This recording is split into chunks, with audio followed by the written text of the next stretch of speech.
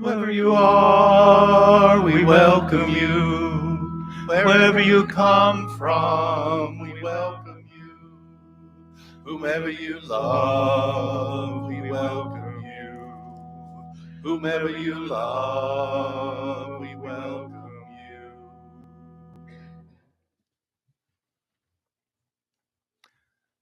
Good morning, and welcome to First Unitarian Church of Toledo. Thank you for coming. And if you are at home watching or traveling in Mesopotamia or walking and listening, welcome also. My name is Tom Sheehan, and I am the service associate today. Our church is a member congregation of the Unitarian Universalist Association. We welcome all people of goodwill. We have no shared creed, but we do affirm and promote our 7 principles, which can be found on the multicolored bookmark in the rack in front of you. And there may be changes coming up on that bookmark soon. But this is what we have now. We strive to live out these principles within a living tradition of wisdom and spirituality, drawn from sources as diverse as science, poetry, scripture, and personal experience. If you are visiting today and have not already done so, please consider filling out the yellow card, which you will see in the pew in front of you. And if you do that, and if you would like to receive our weekly electronic newsletter, the FYI, be sure to include your email address, and we will be sure to add you to our mailing list. Now, the FYI is a no obligation publication. It's quite newsy, and will let you know about everything that's going on at our church. So, if that interests you, you can give it to one of the ushers or put it in the offering basket in the lobby as you leave today. After today's service, we invite you to join us for coffee and conversation in Fellowship Hall, straight ahead as you leave the sanctuary. If you're a visitor with questions, some of our congregants there will be happy to talk with you about our faith and our church, and we'd like to get to know you as well. Now, we do have a few announcements today before we get on with the service. Most of you know that we are in between music directors. Until we find a new church musician to join our staff, we'll be having recorded music some Sundays and guest musicians when we can arrange it. Today, we have the special joy of welcoming back Skylar Raiti. We consider this his home congregation, though he's now at the University of Michigan, and his family has moved to North Carolina, but they have let him know where they live. If you know church musicians who might be possibilities for Toledo Unitarians music director, please make them aware that we are searching. If you're having trouble hearing and would like to use a listening device to help you with the public address system here during services, we are now broadcasting on FM 90.7, and we have a couple of small radios with headphones available. We're still trying to develop better ways for assisted listening. If you want to try out the system or have suggestions, please let Reverend Tim know. This coming weekend, we will be considering our next capital campaign, which helps the church with major projects and expenses. For example, from the last capital campaign, we used the proceeds to repave part of the parking lot, to improve the lighting in the sanctuary, and to install solar panels on the roof, among other improvements. This coming Friday through Sunday, consultant Barry Finkelstein of Stewardship for Us will work with our congregation to explore how we might hold and time another capital campaign. On those days, several meetings will be held with different members of the congregation, primarily based on the areas of their volunteer activity on committees and in groups, and there will also be opportunities for open attendance from 2 to 3:30 Saturday afternoon and on Sunday after the service, and Barry will take part in the service as well. Please come and give your input.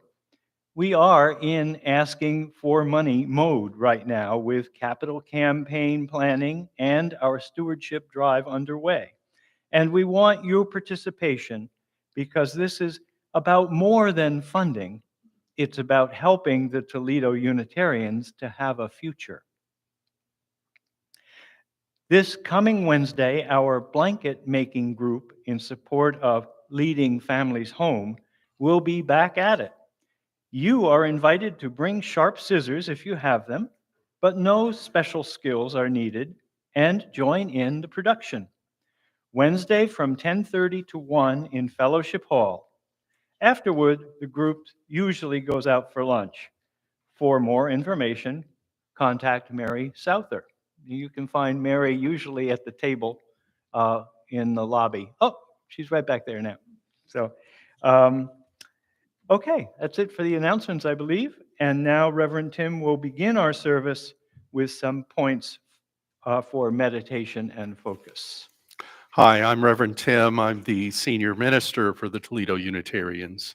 And Tom mentioned earlier that there could be some changes in our principles and sources bookmark.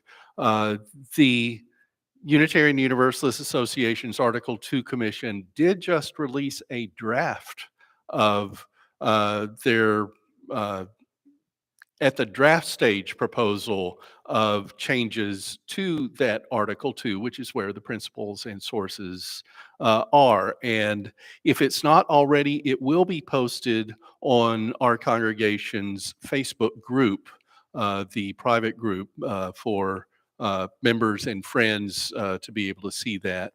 And I will be talking about it in the service in 2 weeks. So we'll look forward to that and start considering how we as a congregation might participate in the process now that we have a proposed revision and can talk about that. Among the points for meditation and focus today, we keep on our minds, in our hearts, and with our spirits, both the neighborliness of Halloween, which happens in a week, and the safety of people going door to door and to parties. May the treats be sweet. We hold closely the continuing Russian invasion of Ukraine. We side with the Ukrainians who must fight for their home, and we feel for the Russians wronged by their own government in this attempt at conquest of a neighbor. And I also heard on the news this morning that the president of China has been reelected to a third term. And that is also a point of concern because there is also much authoritarian behavior with him, Xi Jinping, and his country. And while we're considering nations, United Nations Day comes on Monday. We uphold the thought that the United States of America and the 192 other member states of the United Nations may find a way to achieve global unity. It's 2 weeks and 2 days till Election Day. Early voting has begun. If you have the right to vote, you the vote, and consider our liberal religious values as you ponder candidates and issues and mark your ballot. In our own lives and those of friends and family, there are health, relations, financial, and other challenges, including celebrating new lives and mourning deaths.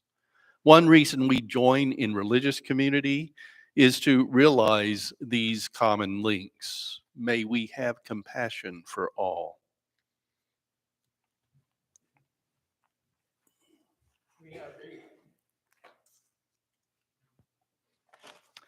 We have these opening words from Kiali Bordner. Come gather light to build by. Come together again, gather in love, light the fire of hope, build the foundation. Commit together again, gather in truth, light the fire of freedom, build the entryways. Continue together again, gather in community, light the fire of the future, build the shelter. As Tom lights our chalice, I have these words, Our Sacred Fire by Elizabeth Harding. People have always known that fire was special. Long, long ago, before people made matches or candles or even made houses, people knew that fire was special. There was the great fire in the sky, the sun, which made the earth warm and made night into day. And there were the smaller fires that people made, fires that cooked their food and kept them warm and brought them light. People honored the fires because fire was special. Fire was more than human. Fire has power. It can create and it can destroy. It can bring light and it can burn. It can create and it can destroy. Fire can be wonderful and fire can be terrible. We have to be careful with fire. And so people thought that fire was something sacred and holy. Some people even worshiped fire and said fire was a deity, like a goddess or a god. Other people said fire wasn't actually the deity, but just meant that the deity was there. No matter what they believed, people all over the world gave fire a special place in their religions. They had fires in their homes, of course, to cook food and keep warm, and they had sacred fires in their temples. They set sacred lamps on their altars. They lit sacred bonfires outside on the hilltops and in the groves. They placed sacred torches near the graves of those who died. We still do this today. In Washington, D.C., near the tomb of the unknown soldier, burns an eternal flame that never goes out. In churches at Christmas time, many Christians light 4 candles on an Advent wreath. During the 8 days of Hanukkah, Jews light the 8 candles of the menorah. At Diwali, Hindus set small lamps all around the house. And when Unitarian Universalists gather, we light a chalice. This is our sacred fire. Please join me in reciting the covenant of this congregation. Love is the doctrine of this church. The search for truth is its sacrament, and service is its prayer.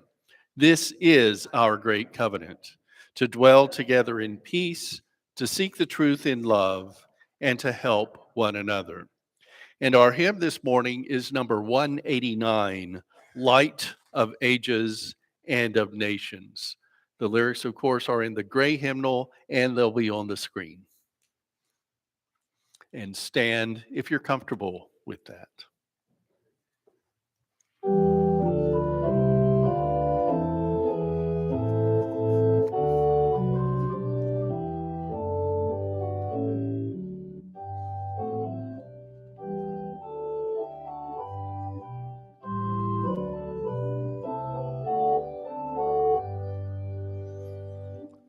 Light of ages and of nations, every race and every time, as we receive thine inspiration, gifts of knowledge divine. Holy Spirit, in baptism,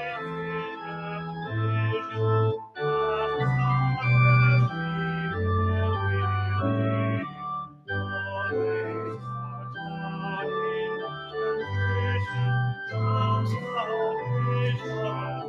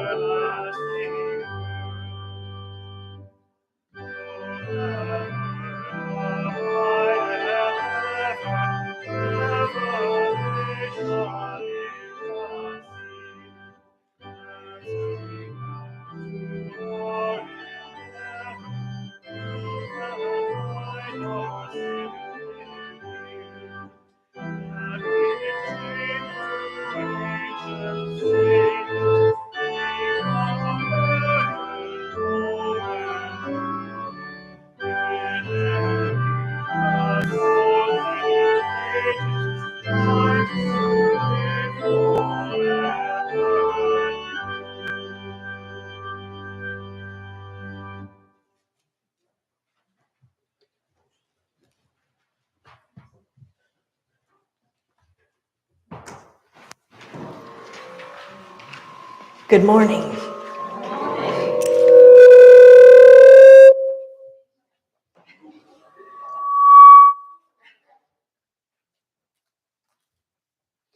Before we begin the story today, I would like to let you know that the kids and I have made these little chalices especially for today's service.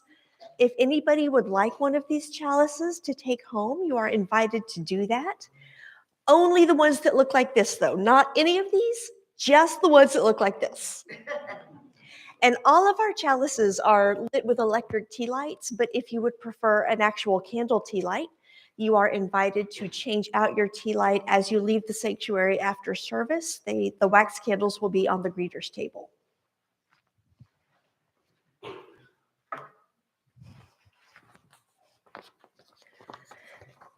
As our half of the earth grows darker and colder, we humans begin a collective celebration of lights. So many cultures around the world have these festivals of lights that it makes me think that maybe we as humans just intrinsically need them. Some of these festivals are pretty famous, and a lot of us have probably heard of them. There's Diwali, which is the Hindu New Year, and it involves lighting lots of little lamps. There's Halloween, which typically includes carrying lanterns and lighting bonfires. Hanukkah is the Jewish celebration of a military victory and involves lighting one candle a night for 8 nights. There's the Chinese Lantern Festival, which marks the end of the celebrations of Chinese New Year. England has Guy Fawkes Day, which is technically a celebration that King James I survived an assassination attempt in 1605. Today, it seems more just an excuse to have wild, wild parties and huge bonfires. Thailand has a holiday called Loi Krathong, in which beautifully decorated baskets, or krathong, are lit as lamps released into rivers. And of course, there's Christmas, which is the Christian celebration of the birth of Jesus. There are also lots of light festivals that maybe are not so well known and not so many people have heard of. Spain has Las Fallas. The Netherlands has St. Martin's Day. Berlin has a festival of lights called Festival of Lights. Toledo Zoo has the lights before Christmas. So why do you think there are so many light celebrations all around the world? Some of these festivals honor things that actually happen in the fall, like Chinese New Year and Guy Fawkes Day. But I think it's safe to say that we also, as humans, have some kind of need for these bright festivals. Because England, while we are all happy that King James I survived his assassination attempt, it seems unnecessary to still celebrate it 400 years after his death. And we all know that Jesus wasn't actually born on December 25th. So if we do need these celebrations, why? Is it because we dread the coming winter with its drab landscapes and its freezing temperatures, and we want to have one last little spark of warmth and light? Is it because we love winter with its long, cozy nights of rest and quiet, and we're excited that it's here? Do people just seize the chance to have one last wild party before we all go indoors for 5 months? Is there a reason that you feel an urge to create and celebrate these little flames? Do they make you feel happy or excited, peaceful? And if they do you think you could explain why?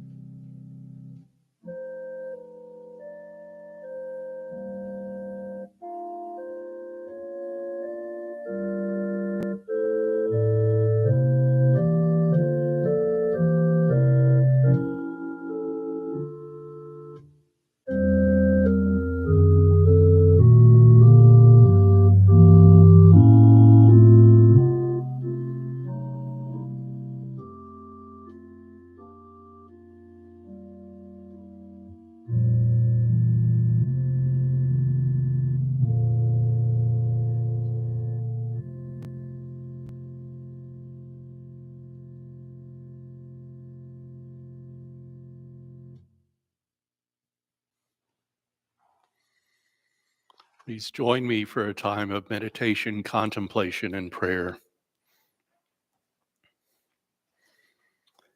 In this time of long nights and short days, let us seek the light within. By contemplating through our mind's eye, with your eyes closed and your thoughts active, the image of a flame. It can be from a candle, from our chalice, from the many lights in this room, or another light from your memory or imagining. Notice how the soft, quiet, and gentle flame tamely rises from its source. Yet, just by touching a dry twig, it has the power to become a raging bonfire, to light up the night. Let that little flame be your friend this morning. Allow it to quiet your mind as you attentively watch the flickering glow. Allow it to calm your mind in a way that brings a stillness that can light up the interior of your being, that can help you find the wellspring of your feelings. Allow it to show us our inner sense of knowing that can help us notice the ways we've strayed or harmed others, to warm us, reflecting on the ways we've been touched and the ways we've opened our hearts, and inspire us through making new connections and discovering new insights.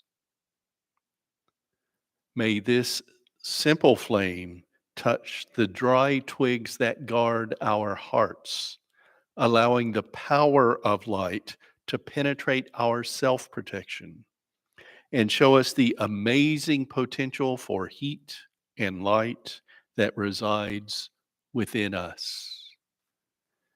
And we'll have 1 minute of silence.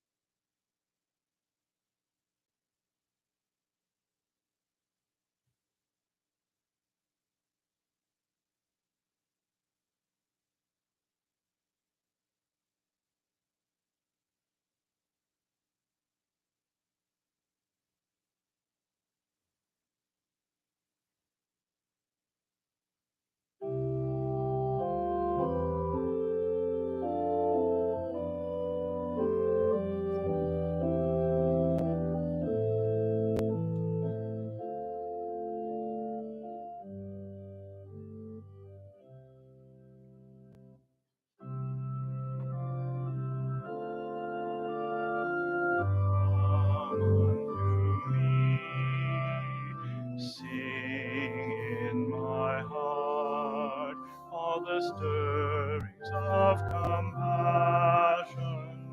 Blow in the wind, rise in the sea,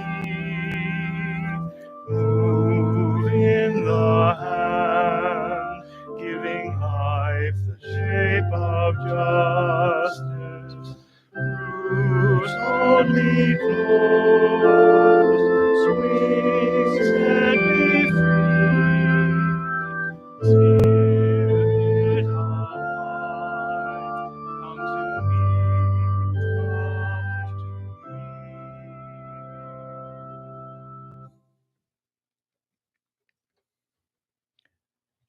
Our reading is Sonnet of Festivals by Abhijit Naskar. Christmas isn't about the decorations, It's about compassion. Hanukkah isn't about the jelly donuts. It's about amalgamation. Ramadan isn't about the feast. It's about affection. Diwali isn't about the lights. It's about ascension. Our world is filled with festivals, but what do they really mean?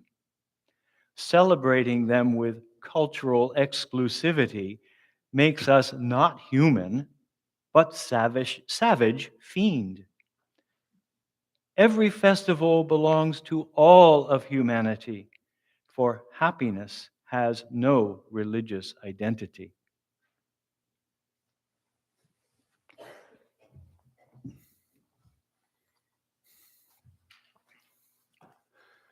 Tomorrow is Diwali, the primary day of the annual Hindu Festival of Lights and the beginning of the Hindu New Year.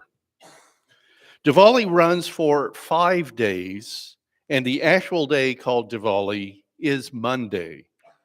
For Hindu people, today is called Choti Diwali, also Narak Chaturdasi. And please forgive my attempts at pronunciation of words from a language not mine.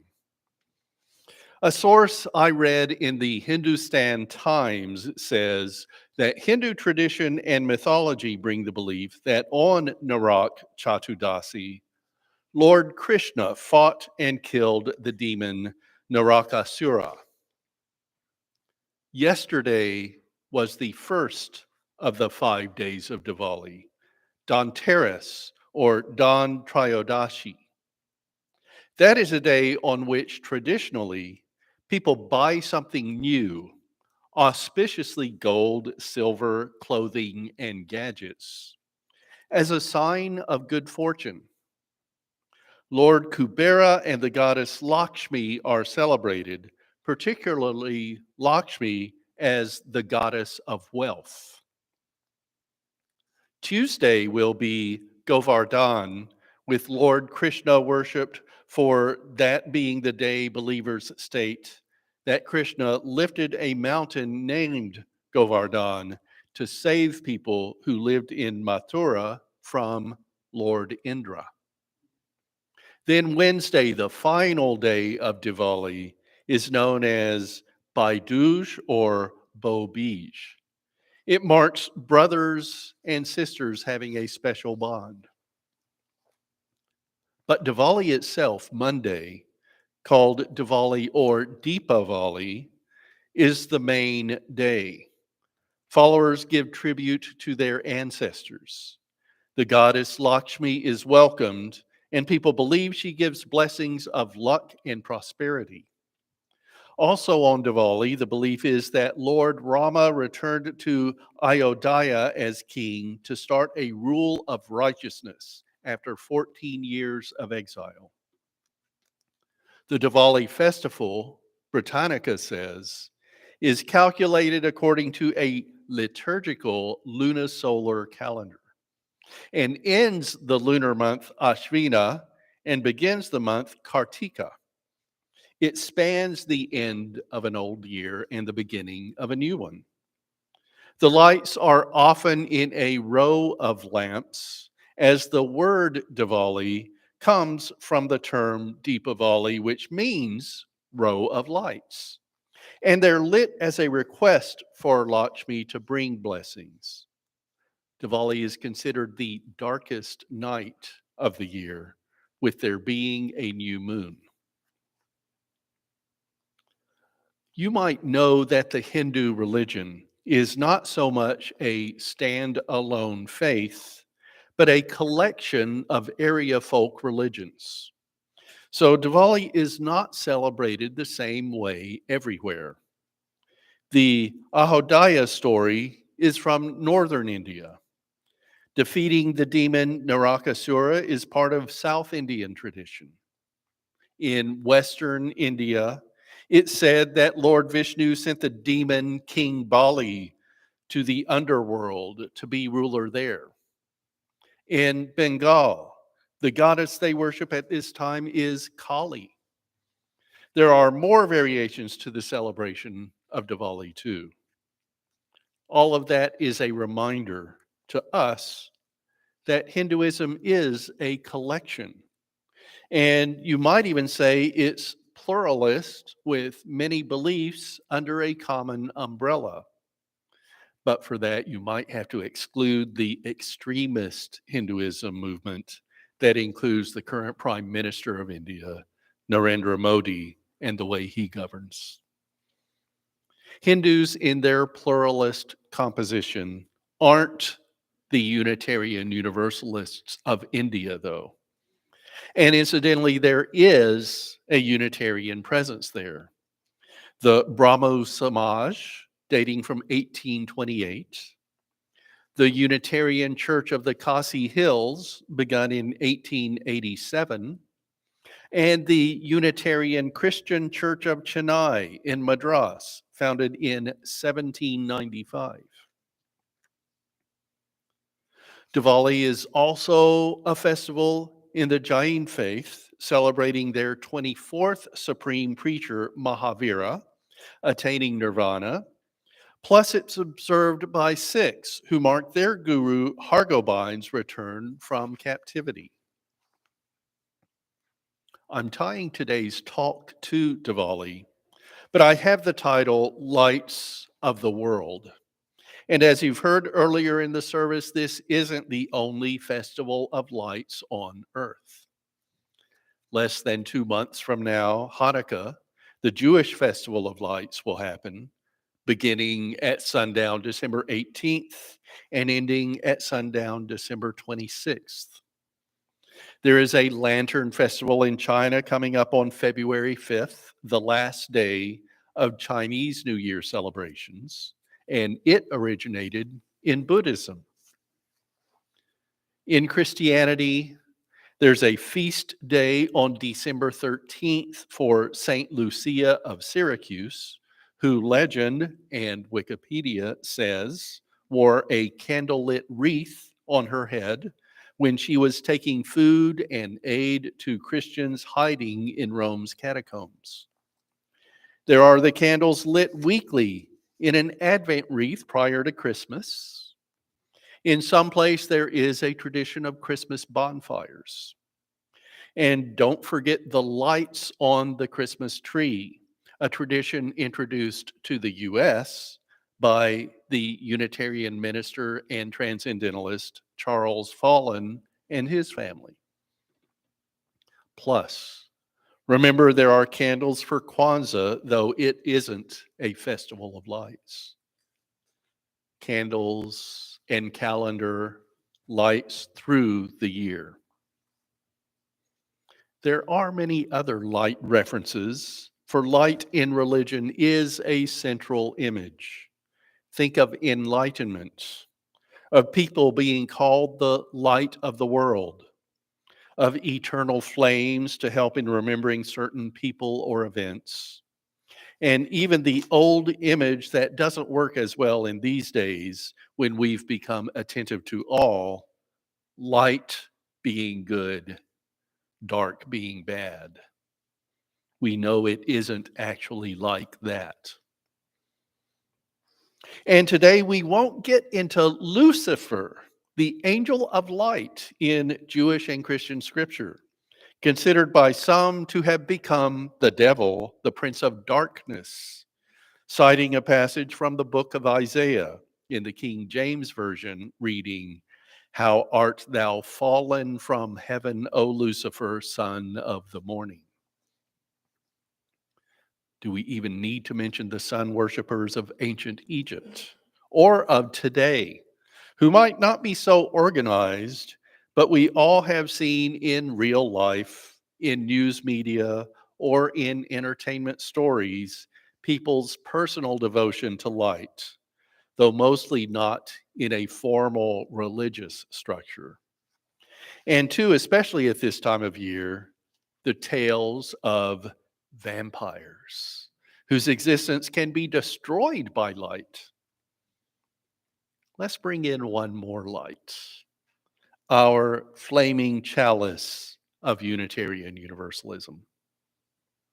We lit these chalices and candles of flame and electricity in front, this row of lamps, in honor of Diwali and of the lights of the world.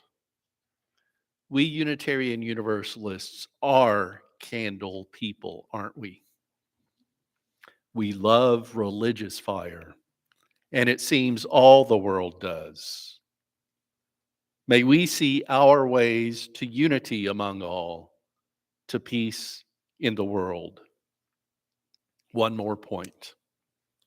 As we consider what lights of the world can mean, don't exclude yourself. One of the most influential voices by way of the light of a television screen, Oprah Winfrey, has said, "You have to find what sparks a light in you so that you, in your own way, can illuminate the world. Be the light, and so be it."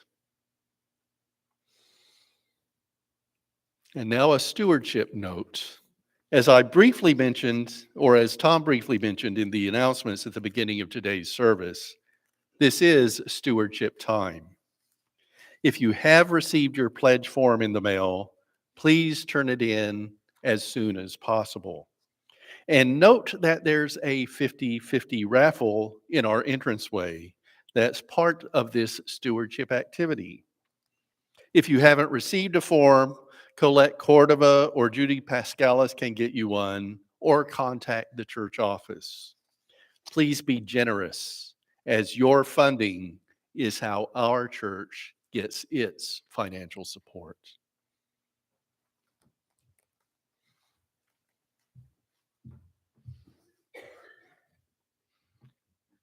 For our offering reading, we have As a Fire Exists by Burning by John Saxon. This religious community exists by its mission, as a fire exists by burning. But a fire cannot burn without fuel, and it is the time, the energy, the imagination, the vision, the creativity, the compassion, the love, and the financial support of the members and friends of this community that fuels our mission to nurture and sustain a welcoming, inclusive, and diverse liberal religious community that transforms lives and serves the world. Your support, the free and generous support of each and every member and friend of this community, is what fuels this community and its mission.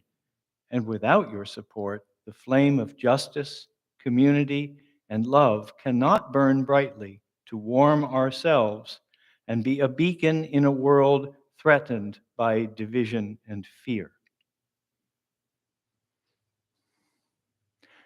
So there are many ways to give. One way is to go to uutoledo.org, click on the Give button, and then click on Online Giving. Another very excellent way is to send a check in the mail to the address you see on the screen.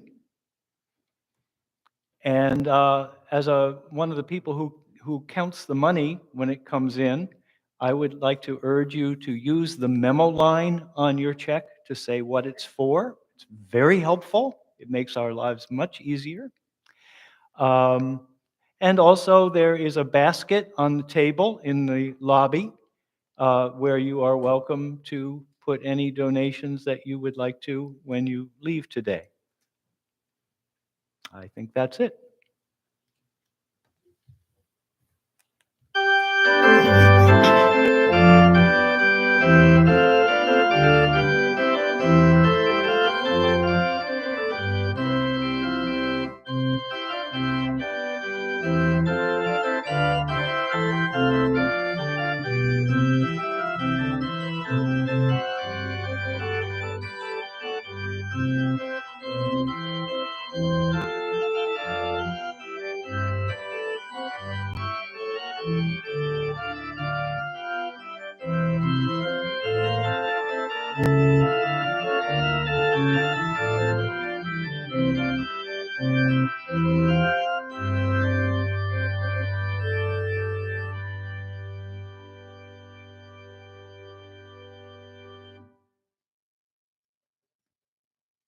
And now let's tell you what's coming soon at First Unitarian Church of Toledo.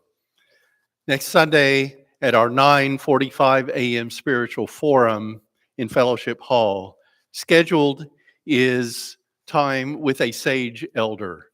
And our sage elder for this time is Terry McCauley, who will share stories, whether they're personal stories of his own life or some topic of interest to him, I'm not sure.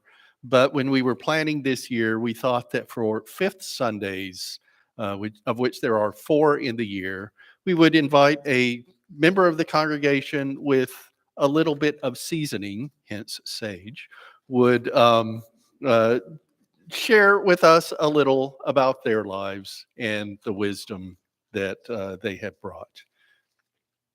Then next Sunday's 11 a.m. service, which will be here in the sanctuary and live streamed on our Toledo Unitarians YouTube channel, will be Ghost and Spirit. It's kind of tied to Halloween, isn't it? And you're invited, though not required, to wear costumes if you'd like. We'll see how it goes. And speaking of the 11 a.m. service being live streamed, we really could use more volunteers. It was iffy today if we could get a complete 3-person crew in the back. So we need more people to sign up, please, and see how we can continue to be providing an electronic presence for those who do not come to the sanctuary on Sundays. And Tom? And also, I keep forgetting. No, I didn't. And also, we have coffee hour. So we invite you all to come down to Fellowship Hall to enjoy coffee and fellowship, mingle, and chat, I believe is the words we often say. For closing words today, we have Share Your Glorious Light with the World by James Morrison. Within each of our hearts, there is a most glorious light. Go forth and let its spark help you understand what troubles both you and others.